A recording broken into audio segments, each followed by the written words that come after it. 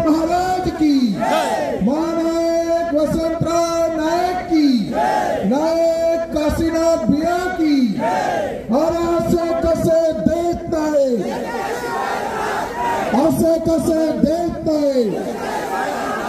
आरक्षण आमच्या हक्काचं, आरक्षण आमच्या हक्काचं, आमच्या मागण्या पूर्ण करा। तमाम या हिंगोली जिल्ह्यातील तांड्या तांड्यातून आलेले सगळे आमच्या माता भगिनी, नायक कारभारी डाय साळे सदाशय गणगोत ये विचारपीठे पेटे जोखो अपने समाजेर आदरणीय महाराज बाबू सिंह राठौड़ महाराज और साथों साथ हमारे विधान परिषदेर आमदार अपने राजेश भाऊ राठौड़, विशेष आज अपना विधान सभा अपने आमदार तुषार भाऊ राठौड़, हमारे आकाश भाऊ बीडी चव्हाण साहेब, समाधान भाऊ आजी देवदास भाऊ और सारी मान्यवर मंडळी आणि सारी आपण आम्हाला जो को हरिहा माजी खासदार हरभाऊ राठौड़ अंगे बेटे जरूर दखा रखो। तो सेना मारो, जय सेवालाल। मैं मराठी आणि गोरमाटी दोन भाषा बोलूचो का तो आता पत्रकार लोक आम्हालाच म्हणून समजणं जरुरीच आहे। मारे हरिओ, मार भाईओ, मार बहिणो, आज या ठिकाणी संपूर्ण हिंगोली जिल्ह्यातील तांड्या तांड्यातून आपला हा समाज फार मोठ्या संख्येने इथे जमा झालेला आहे आणि संपूर्ण महाराष्ट्र बघत आहे की मागील 15 ते 20 दिवसापासून फक्त हिंगोली नव्हे तर बीड मध्ये, जालन्यामध्ये, उमरखेडमध्ये, किनवटमध्ये अशा 40 गावांमध्ये लाखोच्या संख्येने हा बंजारा समाज आता जागा झालेला आहे। आणि या जागा होण्यामागचं एकच कारण आहे की हा बंजारा समाज मुळात आदिवासी आहे, आदिवासी राहील आणि आदिवासीचा आम्हाला आरक्षण हवंय। या किती लोक फक्त आम्हाला प्रश्न विचारतात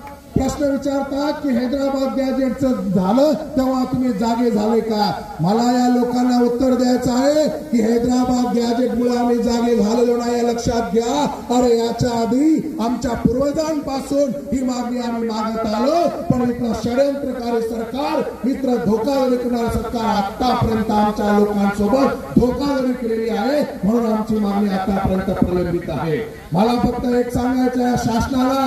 जर तुम्ही मराठा समाजाला हैदराबाद गॅजेटच्या आधारे जर तुम्ही त्यांना आरक्षण देत असाल तर हा गोरबंजारा समाज देखील हैदराबाद गॅजेट मध्ये 1909 आणि 1908 पेज क्रमांक 24 वर अबॉरिजिनल ट्राइब मध्ये आदिम जमातीमध्ये हा समाज आहे याची नोंद त्या हैदराबाद गॅजेट मध्ये आहे। अरे मला या शासनाला सांगायचं आहे की तुम्ही एकाला सख्या आईची वागणूक द्याल आणि आम्हाला जर मावशीची वागणूक द्याल तर हा समाज कधी सहन करून घेणार नाही, लक्षात ठेवा। मला या इथले जे काही रनिंग आमदार आहेत ते मुटकुळे साहेब असतील, बांगर साहेब असतील, नवगरे साहेब असतील किंवा खासदार नागेश भास्कर असतील, त्यांना मला सांगायचं आहे अख्ख्या महाराष्ट्रातून 40 ते 45 आमदार लोकांनी आम्हाला पाठिंबा दिला, 6 ते 7 खासदार लोकांनी आम्हाला पाठिंबा दिला। या हिंगोली जिल्ह्यातल्या आमदारांना भीती वाटते का? हा प्रश्न आहे। या हिंगोली जिल्ह्यातल्या पालकमंत्री झिरवळ साहेबांनी आपल्याला समर्थन दिले, हरिभाऊ साहेब त्यांनी सांगितलं की आमच्या एसटी मूळ एसटी आरक्षणाला धक्का लागत नसेल तर बिलकुल आमची हरकत नाही। पण या मुटकुळेंना मला सांगायचं आहे, या बांगर साहेबांना मला सांगायचं आहे, या नवगरेंना मला सांगायचं आहे की तुम्हाला भीती कशी वाटते, लक्षात घ्या। आमच्या मतदारांवर तुम्ही आमदार झालेला लक्षात घ्या। आणि तुम्ही हे गोरमाटी समाजने मन केरचरे कत्रागदर येंडे नाही जगलाचो आंग आंग करचो अब तुम्हारा आमदार तमने ना कहा पाठिंबा दे रहा कोणी जरा नाचणी भोजन म्हणून झिरो साहेब जर पाठिंबा देऊ शकतात तर बांगर साहेब तुम्ही कुठे लपून बसलात? मला मुटकुळे साहेबांना सांगायचंय तुम्ही कुठे लपून बसलात? मला नवगरे साहेबांना सांगायचंय तुम्ही कुठे लपून बसलात? मला आष्टीकर साहेबांना सांगायचं आहे की तुम्ही कुठे लपून बसलात? खाण्याचे दात वेगळे आणि दाखवण्याचे दात वेगळे असं आमच्या समाजासोबत तुम्ही करू नका। मारी भाई वेळत मला तमिळ केरचा अरे अपने समाज हजारों पीढ़ी बर्बाद होगी, साटा तोड़ करन, रोडर काम कर करन, खोदेर काम कर करन, दूसरे बाय ढोली करन आप पीढ़ी चलेगी। आपने बेड़ बेड़ जर साटा तोड़ती बचार लिया आपले बेडबेटाना जर बिल्डिंगेर काम करती बचार लिया आपले बेडबेटाना जर आपले केरी बाय ढोले करती बचार लिया तो ही मोको हाते ती जागेर छेडी दाणे काढो आपण गोरबाईकाचा एक घडी सो घडी मारायचा आणि घडी डगर गीतो पिढी डगर धाणे रखाडो आब जर या वेळेला जर आपण आरक्षण मिळून नाही दिले आपल्या बांधवांना तर येणारा समाज येणारी पिढी आम्हाला कदापि माफ करणार नाही म्हणून इथे आमदार तुषारराव सत्ताधारी आमदार आहेत आपले बाबूसिंग महाराज सत्तेमध्ये आहेत त्यांची जबाबदारी फार मोठ्या प्रमाणात आहे की साहेब आमचं रणगाडं तुमच्या समोर देखील आम्ही मांडतोय तुम्ही शासनामध्ये आहात तुम्ही सत्तेमध्ये आहात आमची मागणी पूर्ण करण्याची जबाबदारी तुमच्यावर जास्त आहे संजय भाऊ राठोडला देखील मी सांगतो की तुम्ही सत्तेमध्ये आहात आमची मागणी सरकार दरबारी मागून तुम्ही पूर्ण करावी ही जबाबदारी समाजाच्या नात्याने तुमच्या खांद्यावर जास्त आहे ही जबाबदारी आपल्याला झडकून चालणार नाही म्हणून माझ्या बंधूंना आणि भगिनींना मला सांगायचं आहे इथल्या पत्रकार बांधवांना मला सांगायचं आहे की फक्त गॅजेटचा आम्ही आधार घेत नाही 1871 ते 1952 पर्यंत गुन्हेगारी जमात म्हणून आम्हाला या शासनाने ठप्पा मारला आहे अरे 1871 ते 1952 आपण आदिवासी होते ते सगळ्या दुनियाला माहित आहे अजून आम्हाला पुरावा मागताय तुम्ही मला तुम्हाला सांगायचं एवढंच नव्हे तर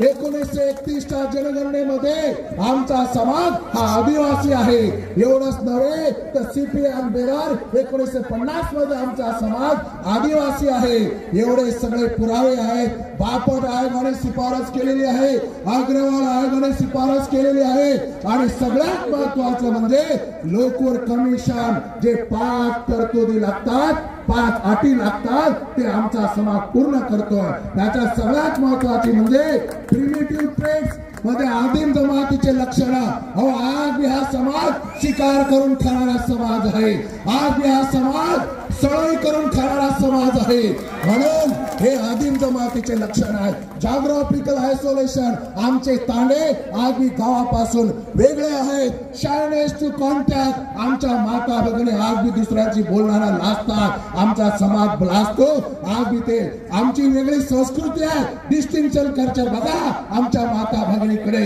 यांची वेशभूषा बघा वेगळी आहे आमची होळी वेगळी आहे आमची दिवाळी वेगळी आहे आमचा दसरा वेगळा आहे आमचं लग्न वेगळं आहे सगळ्या गोष्टी वेगळ्या आहेत आमचं खानपान वेगळं आहे आमचं जगणं वागणं बोलणं खाणं पिणं सगळ्या दुनियापेक्षा वेगळे आहेत म्हणून या भारत देशाला या महाराष्ट्राला मला कणकावून सांगायचं आहे की एवढ्या सगळ्या गोष्टी आम्ही पूर्ण करतो तुम्ही आम्हाला एसटी आरक्षण दिलंच पाहिजे लक्षात घ्या या सरकारला सांगतो ही कुणाची बापाची जागीरदारी नाही की आम्हाला तुम्ही रोखू शकणार अरे हिंगोली तो झांकी है अभी तो मुंबई बाकी है हिंगोली तो झांकी है अभी तो मुंबई बाकी है म्हणून हे आंदोलन फक्त हिंगोली पुरता नाही हे आंदोलन फक्त नांदेड पुरता नाही यवतमाळ पुरता नाही हे आंदोलन मुंबई पर्यंत जाईल आणि महाराष्ट्र शासनाने आम्हाला शिफारस दिली पाहिजे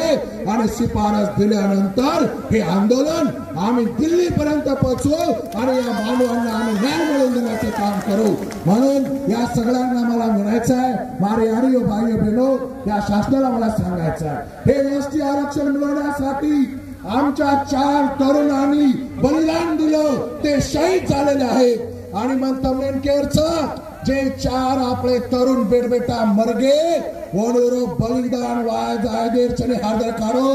वनूर यारी बापेर सोगन च तमनेन जर तम आगत सब बेटे तो हार्दर कारो अरे केर बेटा मरगेचे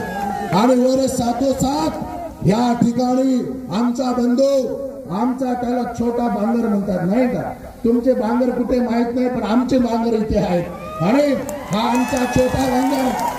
हा सुरेशभाऊ राठोड मागील 7 ते 8 दिवसापासून आपल्याला आरक्षण मिळाला पाहिजे म्हणून त्या ठिकाणी अन्न पाणी विना त्या अन्न त्याग करून उपोषण करतोय आमच्या नामदेव राठोडनी देखील उपोषण केलंय आणि सगळ्यात महत्त्वाचं म्हणजे आपले जिंतूरचे आमचे बंधू विनोद आडे सुद्धा इथे आलेले आहेत त्यांनी देखील उपोषण करून संपूर्ण महाराष्ट्राला जागृत करण्याचं काम केलेलं आहे म्हणून माझ्या याडी माझे भाई माझे बहिणो म्हणतात केरचं આપણે તો જિંદગી ચલેગી પણ આપણે બેડ બેટાર ભવિષ્ય સારું, આપણે સમાજને ભવિષ્ય સારો. આપાપસેર મતભેદ બાજુ રખાડો, આપાપસેર મતભેદ બાજુ રખાડો. खेते मार धुरिया पर लड़ाई बाजू रखाड़ो, आंगले मार कचरे लड़ाई बाजू रखाड़ो, भाई बंती लड़ाई बाजू रखाड़ो, ग्राम पंचायत लड़ाई बाजू रखाड़ो, पक्ष लड़ाई बाजू रखाड़ो, संघटना लड़ाई बाजू रखाड़ो. फक्त गोड करण एक जागावा ही मुठ्ठी बांधा आणि मुठ्ठी बांधण असो ठोसा मारा